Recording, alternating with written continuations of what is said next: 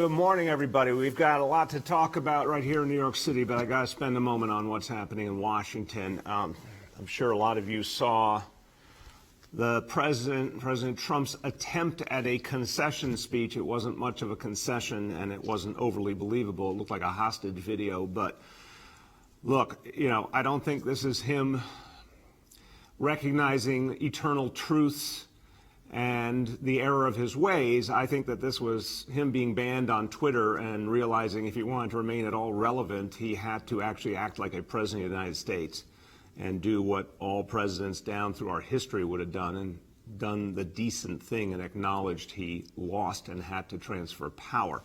It's one of the most fundamental ideas of American democracy, peaceful transition of power, except that was working all the way until 2021 and Donald Trump. And now for the first time we've seen a president try to destroy that process, the very process that the American Revolution led to. Donald Trump trying to destroy the constitutional process, trying to destroy our democratic system. Look, there's no other solution but impeachment at this point. Vice President Pence has had an opportunity to implement the 25th Amendment. He's chosen not to. History will judge him for that. But I agree with Chuck Schumer. I spoke to Chuck Schumer about this last night. I thank him for his leadership. He's right. Start impeachment proceedings immediately. Donald Trump is a danger to this country. He needs to be removed.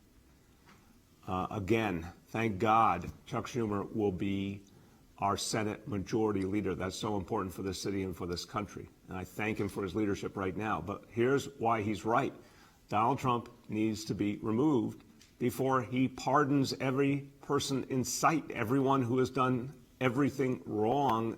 This country, everyone has committed treason. He can pardon anybody and everybody. That has to be stopped, let alone the many other kinds of damage and danger he poses to this country. We also need a full reckoning of what happened at the Capitol. The fact that several key figures are resigning doesn't tell us anything, honestly. Someone gave the order to not provide security. And again, you could say, oh, oversight, mistake, incompetence. I don't buy that. This is too obvious that this was going to be a crucial, dangerous moment, and there needed to be huge security presence. Someone decided not to do that, or some group of people decided not to do that. Who gave the order? Who were the decision makers? Goes a lot farther than the people who have resigned. We need a full investigation of that. We need answers. Finally, in the midst of all this deeply troubling news, some good news. I want to thank all the leaders of the media and all the reporters who chose not to keep giving Donald Trump a platform in recent weeks, who cut him off or didn't even bother to show his attempts to undermine democracy. And obviously to the folks at the social media companies who deprived him of his social media platforms. This is a profound moment when the folks we depend on to protect the freedom of information actually stand up and say, we're not going to aid and abet someone who's trying to destroy American democracy. Talk about the emperor has no clothes, or that scene from The Wizard of Oz, don't look behind the curtain.